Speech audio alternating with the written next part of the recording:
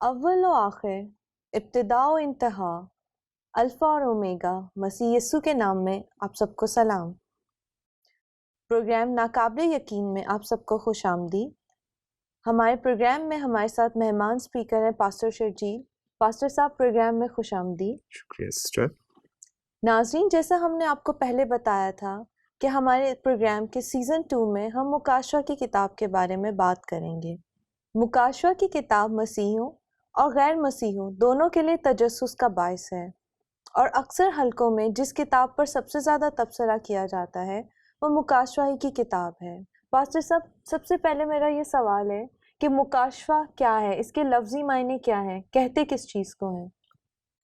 شکریہ سسٹر۔ اس میں مکاشفہ اصل میں ہے کسی چیز کا انکشاف ہو جانا، کسی چیز کا ظاہر ہو جانا، جو پوشیدہ ہو، جو معلوم نہ ہو، اس چیز کا ظاہر ہو جانا مکاشفہ ہے۔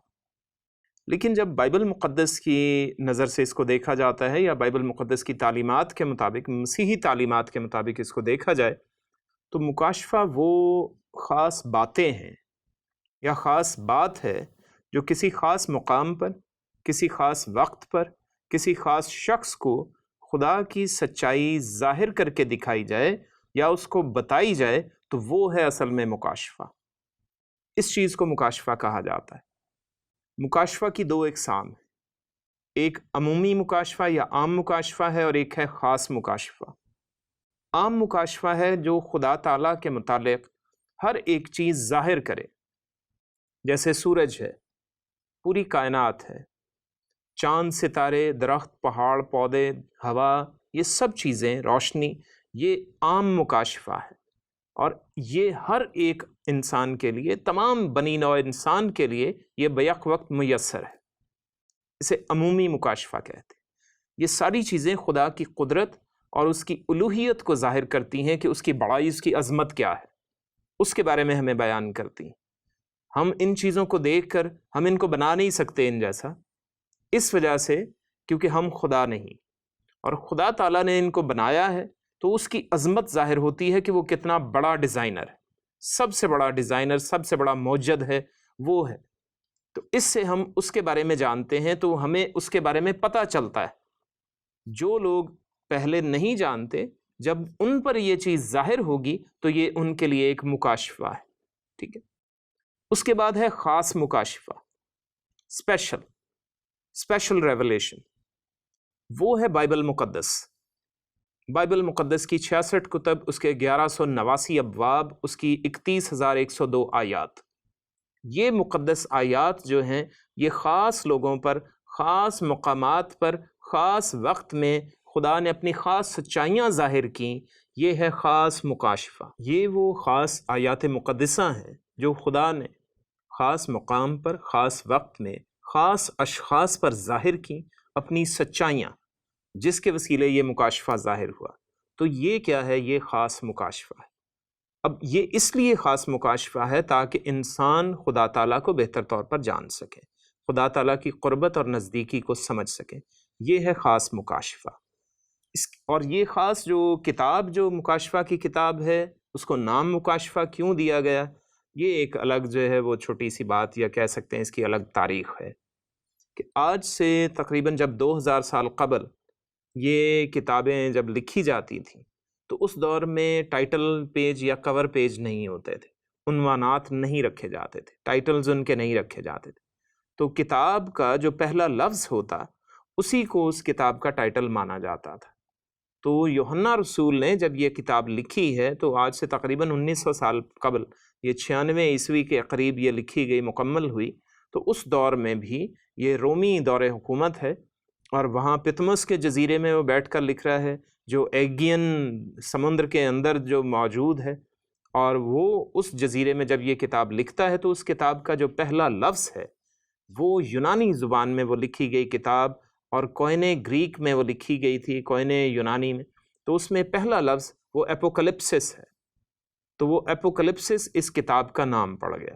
جب اس کو انگریزی میں ترجمہ کریں تو وہ ریولیشن ہے، اردو میں ترجمہ کریں تو مکاشفہ لکھ دیا گیا، انکشاف بھی لکھ سکتے ہیں، منکشف بھی لکھ سکتے ہیں، تو وہ یہ معنی ہے اس کا۔ یہ ہے مکاشفہ۔ پاسٹر صاحب، میرا اگلا سوال آپ سے یہ ہے کہ نبوت اور مکاشفہ میں کیا فرق ہے؟ کیونکہ نبوت کے بارے میں بھی کہا جاتا ہے کہ آئندہ آنے والی باتوں کا بتاتے ہیں، تو نبوت اور مکاشفہ کا ڈفرینس اس کو بھی تھوڑا سا واضح کر دیجئے۔ نبوت اصل میں ہے، جیسے آپ نے کہا کہ یہ مستقبل میں آنے والے کوئی واقعہ یا کوئی بات جس کے بارے میں پہلے سے آگاہی دے دی جائے، وہ کیا ہے؟ نبوت ہے۔ لیکن مکاشفہ اصل میں یہ نبوت مکاشفہ کا ہی ایک حصہ ہے۔ مکاشفہ ایک وسیع مضمون ہے اور اس میں بہت سی باتیں آ جاتی۔ اگر ماضی کی کوئی بات جو پوشیدہ ہو آپ سے اور آپ پر ظاہر ہو جائے تو وہ بھی مکاشفہ ہے۔ حال کی کوئی بات ظاہر ہوئی، کوئی واقعہ ظاہر ہوا، آپ پر پہلے سے وہ واضح نہیں، آپ کو معلوم نہیں، تو جب وہ ظاہر ہوگا تو وہ اس وقت آپ کے لیے مکاشفہ ہے۔ مستقبل کے بارے میں جب بات کوئی کی جائے یا بتایا جائے اور آپ کو علم نہ ہو اس کا، تو وہ بھی کیا ہے؟ مکاشفہ ہے۔ تو اس لیے نبوت کیا ہے؟ وہ مکاشفہ کا ایک حصہ ٹھہرتا ہے۔ اگر انگریزی لٹریچر میں جائیں تو انگریزی میں یہ اس کی اقسام بن جاتی ہیں، جس کو ایپوکلپٹک اس کی فارم ہے، جنرے کہلاتا ہے، اور پھر اس کے بعد جو ہے پروفیٹک ہے، تو یہ اس کا ایپوکلپٹک کا ہی ایک حصہ ہوتا ہے، یعنی مکاشفاتی یہ نبوت ہے، یہ اس طرح سے ہے۔ اور جب آپ مکاشفہ کی کتاب کو جب آپ سٹڈی کرتے ہیں تو اس میں واقعات کو مختلف رمزوں سے، تشبیہات سے، استعارات کے وسیلہ سے ظاہر کیا گیا، تماثیل کے وسیلہ سے ظاہر کیا گیا۔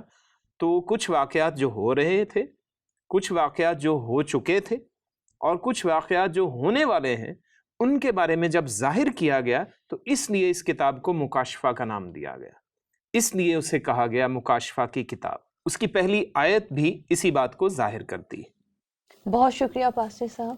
اچھا، ابھی ہم اپنے اصل موضوع کی طرف آنے سے پہلے ایک سوال میں آپ سے اور پوچھنا چاہتی ہوں کہ دوسری تہذیبوں میں بھی کیونکہ نبوتوں کا اس طرح کا ذکر ملتا ہے کہ لوگ کہتے تھے ہم پہ نبوت آئی ہے یا ہمیں آنے والے واقعات کا علم ہوا ہے، تو یہ کیا یہ مکاشفہ، یہ نبوت، یہ دوسری تہذیبوں میں اس کا کیا کانسیپٹ ہے؟ کیا کچھ کلچرز میں ایسی کوئی چیزیں ہیں؟ بالکل جو ہے وہ سسٹر، اس میں جو ہے وہ کافی پرانا تصور ہے۔ یہ مکاشفاتی جو تصور ہے، مکاشفاتی لوگوں پر باتیں ظاہر ہونا، یہ پرانا تصور ہے۔ جب آپ پیدائش کی کتاب میں جائیں تو وہاں پر ابراہم، وہاں پر جناب نوح، ان سب پر خدا نے باتیں ظاہر کی، مستقبل کے واقعات بھی ظاہر کیے، تو ان پر یہ کیا ہے؟ خاص مکاشفہ ظاہر ہو گیا، ان پر یہ ریولیشن ہو گیا۔ اب ابراہم کی بات کی جائے تو جناب حضرت ابراہم کو بھی خدا تعالیٰ نے بہت سی باتیں پہلے بتائیں جو مستقبل میں وقوع پذیر ہونی تھی، جیسا کہ سدوم عمورہ اور اس کے ارد گرد کے علاقوں کی تباہی کا واقعہ ہی لے لیجئے، تو وہ حضرت ابراہم کو بتایا گیا، تو وہ بھی کیا ہے؟ مکاشفہ ہے۔ اور نبوت کی گئی کہ میں اس کو تباہ کروں گا، یہ نبوت تھی، اس مکاشفہ کے اندر ایک نبوت بتائی گئی، تو یہ اس میں وقوع پذیر ہوا، تو ویسا ہی ہوا۔ اس چیز کو ہم دیکھ سکتے ہیں، اور یہ کافی قدیم سلسلہ پھر چلتا رہا۔ جب دوسری تہذیبوں میں جائیں جو خدا سے تعلق نہیں رکھتی، جیسا کہ بابلی تہذیب تھی، جب اس میں سیمرامس اور نمرود کے دور کی بات کی جائے تو انہوں نے بھی کیا ہے؟ انہوں نے جادو منتر کے ذریعے کہا جی ہم پر باتیں ظاہر ہوتی ہیں۔ لوگوں کو وہ جادو نہیں لگتا تھا، کیونکہ وہ لوگ تو ناواقف لوگ تھے۔ انہوں نے سمجھا کہ یہ لوگ تو خدا سے باتیں پوچھ پوچھ کر ہمیں بتاتے۔ اب اس کے لیے اس نے پہلے ایک بڑا ہی خوبصورت اور جو ہے خوابناک سا ماحول تیار کروایا۔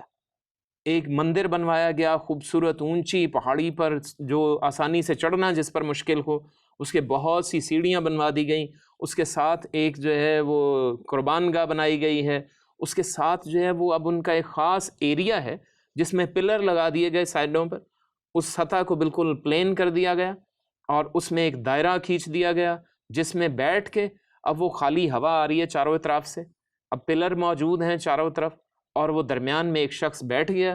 اب وہ بیٹھا ہے جی، یہ وہ شخص ہے جس پر مکاشفہ ظاہر ہوگا، جس کو مکاشفہ ملے گا۔ تو وہ شخص بیٹھ کر وہ سوچتا ہے، گھنٹوں سوچتا ہے، مہینوں سوچتا ہے، پتہ نہیں اس کے بارے میں۔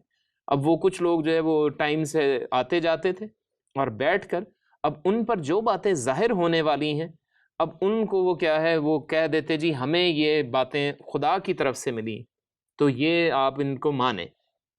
یہ باتیں جی فلاں دیوتا نے ہم پر ظاہر کی، سورج دیوتا نے ظاہر کی، یہ چاند دیوی نے ظاہر کی، تو وہ باتیں آپ مانیے. تو اس طرح سے وہ ان پر اوریکلز، انگریزی میں ان کے لیے لفظ اوریکلز کا استعمال ہوتا ہے، تو اوریکلز ان پر اترتے تھے اور پھر ہیرلڈز کہہ دیے جاتے تھے، یعنی انہوں نے اپنی بات آگے پہنچا دی. تو اس چیز کو جو ہے وہ انہوں نے مکاشفہ کا نام دینا شروع کیا. یونانی میں جب اس کا ترجمہ کیا جاتا تو کہا جاتا جی یہ ان پر ایپوکلپٹک، یہ ان پر بات ظاہر ہوئی. تو اس طرح سے بابلی تہذیب میں تصور تھا. اگر آپ دیکھیں یونان کی بات کریں، آپ اس سے آگے آئیں، مصر میں بھی ایسا ہوتا تھا. اگر یونان میں آئیں تو یونان میں تو یہ تصور بہت عام تھا. وہ بڑی بڑی جو ہے وہ پہاڑیوں پر ایسی سطح ہموار کرتے، اور بالخصوص سمندر کی ہوا جہاں نزدیک ہوتی وہاں پر وہ یہ جگہیں تعمیر کرتے تھے جو اوریکل سینٹر کہلاتے ان کے، اور وہاں پر وہ جا کر ڈھونڈتے کہ ہم سے کوئی بھی دیوتا یا دیوی بات کریں گے. تو جب وہ ان سے کوئی بھی بات ان پر ظاہر ہوتی، اب وہ ظاہر کیا ہوتی تھی، وہ ابلیسی معاملات ہیں، شیطانی باتیں ان پر ظاہر ہوتی، تو جن کو وہ بڑی اچھی باتیں سمجھ کر ان کا عملی اطلاق کرنا شروع کر دیتے، کیونکہ وہ بت پرست لوگ تھے، بت پرست قومیں تھیں. تو وہ اس چیز کو کیا ہے ایپوکلپسس کا نام دیتے، اس کو مکاشفہ کا نام دے دیا جاتا. وہ اب اس کی مثال میں اس طرح سے دے سکتا ہوں جی کہ فلاں شخص کے گھر میں، جی اس کے گھر میں یہ زیورات پڑے ہیں، اس کو چاہیے کہ وہ اپنے وزیر کو، دیوتا کو، یا جو ہے فلاں کو جو ہے وہ نذرانہ کے طور پہ پیش کر دیں. تو یہ جی اس کے لیے مکاشفہ ہو گیا. اب کسی نے چھپ کے جو ہے وہ کسی کے گھر میں دیکھ لیا یہ جو ہے زیورات، اب وہ جا کے اس نے جو ہے وہ جی اب اس پر مکاشفہ ظاہر ہو گیا ہے، کیونکہ وہ اس اوریکل سینٹر میں بیٹھا تھا، اس لیے اس پر یہ مکاشفہ ظاہر ہو گیا. کیوں؟ کیونکہ ان کا تصور یہ تھا کہ سمندر کے کنارے، بالخصوص سمندر کے کنارے ایسے اوریکل سینٹر میں دیوتا یا دیویاں کیا ہیں، وہ اتر کر اپنے لوگوں پر باتیں ظاہر کرتے ہیں. ان کا یہ تصور تھا. تو اس وجہ سے اس کو ایپوکلپسس کا نام دیا جاتا تھا. لیکن جب ہم بائبل مقدس کی طرف آتے ہیں تو یوحنا رسول کی کیفیت جو ہے وہ جو جس کنڈیشن میں ہے وہ اس طرح کے حالات میں نہیں، وہ قید کی حالت میں ہے، قیدی کی زندگی میں ہے. اس بات کو سمجھنے کے لیے ہمیں اس ماحول کو ذہن میں لانا پڑے گا. ایک قیدی ہے جو غاروں میں جن کو قید کیا جاتا ہے، جہاں سیلن ہے، جہاں بدبو ہے، جہاں کیڑے مکوڑے ہیں، وہ ان میں رہتے ہیں. اور وہ سفید پہاڑیوں والا، زیادہ تر پہاڑیاں سفید ہیں پتمس کے جزیرے کی جو ایگین سمندر میں موجود ہے. وہاں پر خرگوش وغیرہ کافی پائے جاتے ہیں، بڑے جو ریبٹس نہیں جن کو ہیئر کہا جاتا ہے وہ پائے جاتے تھے، اور بھی کھانے پینے کی کافی چیزیں میسر تھیں. لیکن وہ کیا ہے، بالکل ایک دور دراز جزیرہ ہے جو کسی بھی جو آبادی سے وہ تقریباً 45 سمندری میل کے فاصلے پر تھا. اس لیے تیر کے وہاں سے کسی کا بھاگ جانے کا تو کوئی تصور نہیں تھا. تو وہ وہاں پر قید ہے وہ شخص، اور بیمار ہے، وہ تکلیف میں تھا، وہ زخمی تھا، اور اس حالت میں ہی وہ قید میں ہے.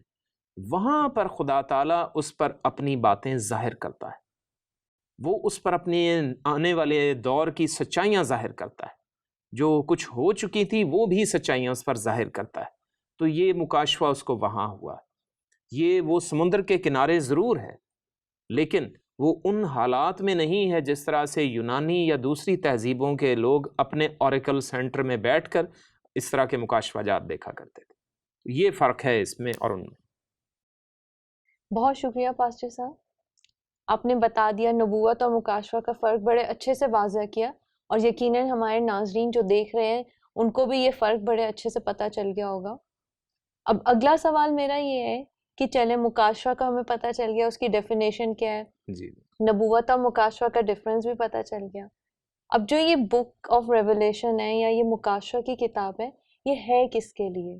کیا یہ ہر انسان کے لیے ہے یا یہ صرف مسیحوں کے لیے ہے؟ صحیح. اس میں دیکھیں ہم اس کو اسٹڈی کرتے ہیں، اس کی پہلی آیت مکاشفہ کی کتاب، اس کا پہلا باب، اس کی پہلی آیت اس بات کو واضح کرتی. لکھا ہے کہ یسوع مسیح کا مکاشفہ جو اسے خدا کی طرف سے اس لیے ہوا کہ اپنے بندوں کو وہ باتیں دکھائے جن کا جلد ہونا ضرور ہے. اس نے اپنے فرشتہ کو بھیج کر اس کی معرفت انہیں اپنے بندہ یوحنا پر ظاہر کیا. یہ اپنے بندوں کو وہ باتیں دکھائے. دنیا کا ہر انسان خدا کا بندہ ہے. مرد عورت وہ سب کیا ہیں؟ وہ خدا کے لوگ ہیں. خدا نے انسان کو بنایا ہے، ان کے لیے ہے یہ بک، ہر انسان کے پڑھنے کے لیے. اگر ہم اس کی آگے تلاوت کریں تو اس کی تیسری آیت کیا ہے؟ اس نبوت کی کتاب کا پڑھنے والا اور اس کے سننے والے اور جو کچھ اس میں لکھا ہے اس پر عمل کرنے والے مبارک ہیں، کیونکہ وقت نزدیک ہے. یہ انسانوں کے لیے یہ مکاشفہ کی کتاب دی گئی. اور اس میں جو خاص بات کہی گئی اب وہ اس لیے ہے کہ کتاب کا پڑھنے والا، پھر اس کے سننے والے اور پھر اس پر عمل کرنے والے. دیکھیں اس میں دو طریقہ کار سے دیکھتا ہوں. ایک ہے سائیکولوجیکل اور دوسرا ہے سائنٹیفک پہلو، میڈیکل پہلو. اس کا سائیکولوجیکل پہلو اس کا یہ ہے کہ جب کسی بھی اچھی چیز کو پڑھا جاتا ہے، اچھی تحریر کو پڑھا جائے تو انسانی ذہن پر سائیکولوجیکلی، نفسیاتی طور پر اس کے اچھے اثرات مرتب ہوتے ہیں. اور جب اس کو سننے والے اچھا مقرر، اچھے الفاظ، اچھے لہجے کا جب استعمال کرتا ہے، اس کی تاثیر اچھی ہوتی ہے تو لوگوں کے دلوں پر کیا ہے؟ اس کے اثرات اچھے مرتب ہوں گے. اگر کوئی شخص مسکرانا شروع کر دے تو وہ دوسرے اس کو دیکھ کر، یعنی اگر اس کی مسکراہٹ اچھی ہے، قاتلانہ مسکراہٹ نہ ہو کہ جو ہے وہ دوسروں کو قتل کرنے کے ارادے سے مسکرا دیں، تو ایسی نہ ہو، لیکن جب اس کی مسکراہٹ اچھی ہو تو دوسرے دیکھ کر اس کو مسکرائیں گے، کیونکہ دوسروں پر اس کے اثرات مرتب ہوں گے. یہی چیز ہے، یہ میڈیکل پہلو بھی ہے اور اس کا سائنٹیفک پہلو بھی یہی بنتا ہے. اس کا سائیکولوجیکل ایفیکٹ بہت ضروری تھا. اس کے سائیکولوجیکل ایفیکٹ کے باعث اس کے اثرات معاشرے پر مرتب ہونے تھے کہ معاشرہ بہتر شکل پائے. کہا گیا کہ اس کا رزلٹ کیا ہوگا؟ مبارک، بابرکت ہوں گے لوگ. دنیا کے تمام لوگوں کے لیے یہ مکاشفہ کی کتاب موجود ہے. تو یہی چیز ہے یہاں پر. تو یہ تو 2000 سال پہلے خداوند یسوع مسیح نے یہ باتیں ہم پر ظاہر کر دی ہیں کہ بھائی جھوٹ بولنا چھوڑ کر کیا ہے؟ سچ بولیے، تو اس سے منافقت ختم ہو جائے گی، منافع خوری ختم ہو جائے گی، اور معاشرے میں جو بھی حالات ہیں وہ بہتری کی طرف مائل ہو جاتے ہیں. چوری کرنا چھوڑ دیں گے آپ لوگ تو پھر کیا ہوگا؟ وہ سچائی پر عمل کریں گے. آپ جو ہے حلال کی کمائی کھائیں گے تو آپ خدا تعالیٰ سے بابرکت ٹھہریں گے. دشمنیاں چھوڑ دیں گے، محبت اپنا لیں گے تو پھر کیا ہے؟ آپ بابرکت ٹھہریں گے. کوئی آپ کا دشمن نہیں رہے گا، آپ دوست بن جائیں گے، اور جب دوست ہوں تو آپ معاشرے کو بہترین راہ پر گامزن کر رہے ہیں. تو یہ چیز ہمیں یہاں پر بتائی گئی، اس لیے کہ یہ مکاشفہ کی کتاب بابرکت بنائے لوگوں کو.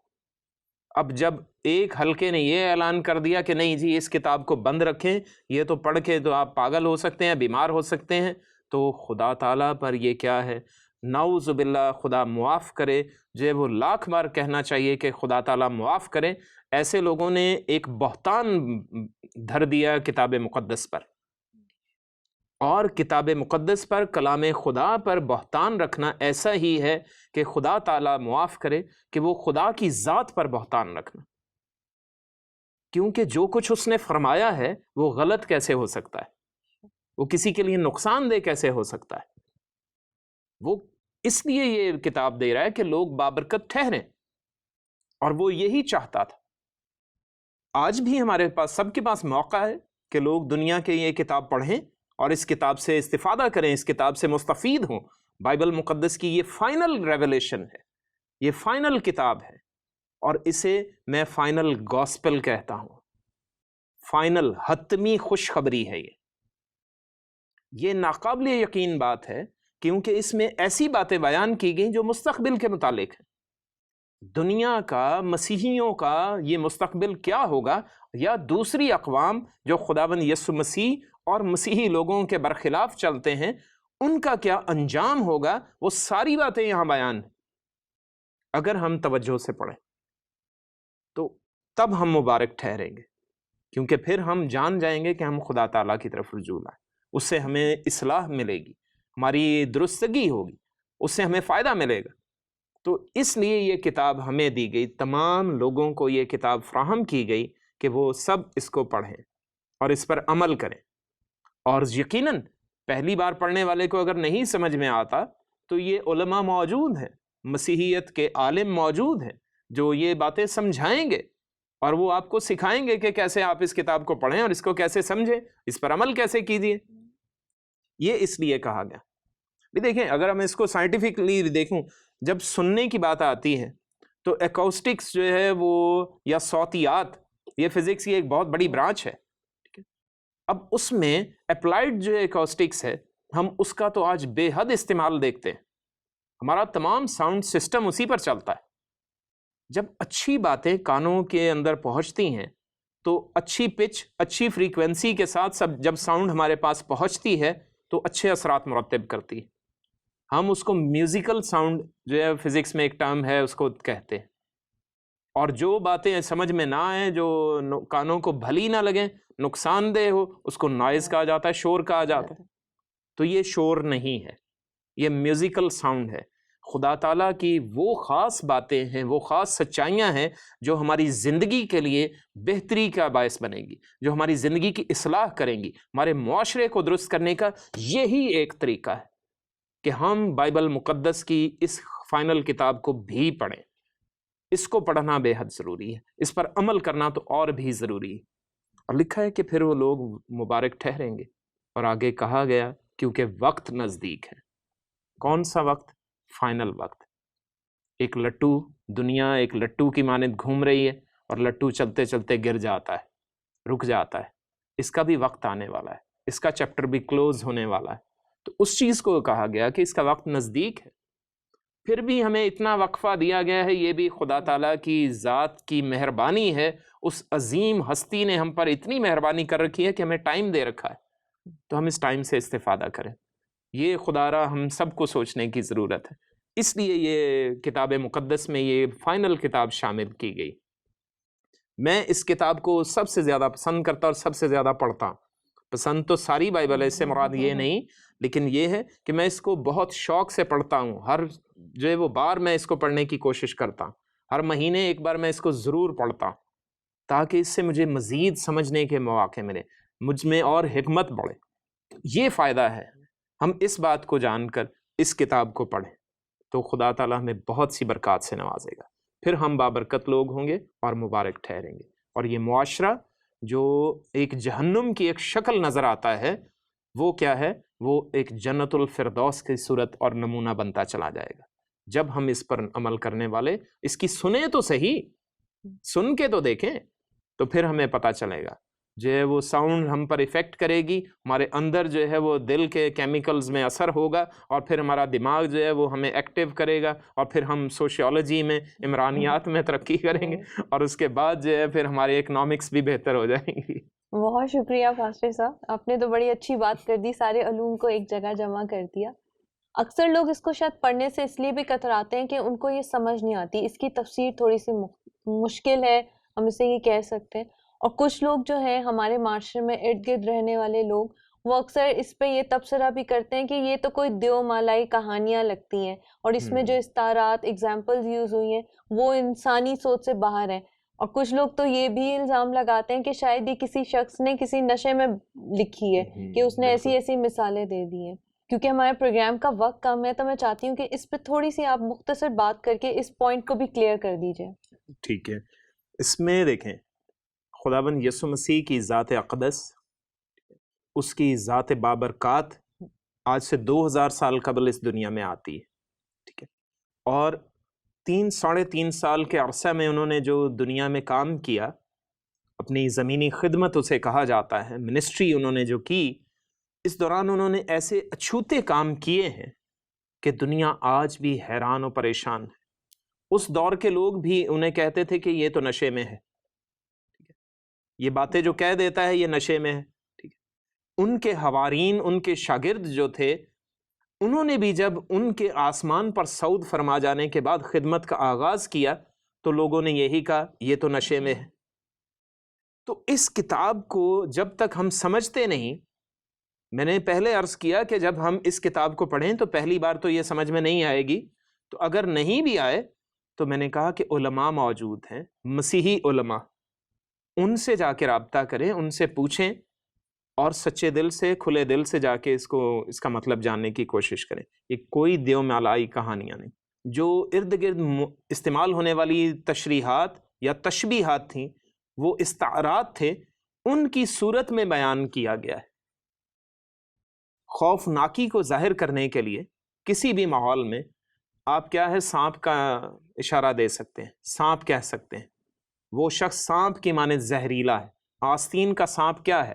یہ ایک دیو مالائی بات ہے، لیکن ہم تشبیہ دیتے ہیں، نہ تو وہ شخص سانپ بن جاتا ہے اور نہ ہی وہ آستین میں بیٹھا ہوتا ہے، صرف کیا ہے ایک تشبیہ ہے، ایک تمثیل ہے، مثل کہی جاتی ہے۔ تو یہ تمثیلیں ہیں اس میں، اس طرح سے، اس وجہ سے یہ سمجھ میں نہیں آتی۔ یہ کوئی دیو مالائی کہانی نہیں، یہ سچ پر مبنی ہے۔ صرف ضرور ہے کہ کچھ، جیسے میں نے پہلے کہا، تو یہ اب اور دوسرے الفاظ میں یوں کہہ سکتے ہیں، یہ کوڈز کی شکل میں ہے، کوڈ کو صرف ڈی کوڈ کرنا پڑتا ہے، ورنہ وہ لکھا تو درست ہوتا ہے۔ اب مجھے اگر کوئی بھی زبان جو نہیں آتی ہے، فرض کیجئے چائنیز میرے سامنے لکھ دی جائے اور مجھے اس میں جو ہے وہ السلام علیکم ہی لکھا ہوا ہو، تو مجھے تو سمجھ میں نہیں آئے گا کیا لکھا ہے، جب تک میں کسی عالم سے یا چائنیز بولنے والے سے نہ پوچھوں۔ اسی لیے اب یہ مسیحیت کی یہ کتاب سمجھنے کے لیے اب لوگوں کو چاہیے کہ مسیحی علماء سے رابطہ کریں، ان سے پڑھیں، ان سے سیکھیں اور خوشی سے خدا کا یہ کلام قبول کریں۔ بہت شکریہ پاسٹر صاحب، وقت کی کمی کے باعث ہم اپنے پروگرام کو یہیں پہ روکتے ہیں۔ اگلے ہفتے ہم اسی پہ اور مزید بات کریں گے اور اس کتاب کی اور باتوں کو، اس کی سچائیوں کو کھوج نکالیں گے۔ ناظرین، یقیناً آپ کو ہمارا آج کا پروگرام پسند آیا ہوگا۔ اپنی رائے سے ہمیں آگاہ کیجیے۔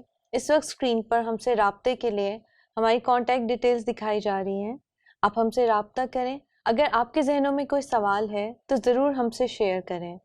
اگلے ہفتے اسی دن اسی وقت آپ سے پھر ملاقات ہوگی۔ دیکھتے رہیے پروگرام ناقابل یقین۔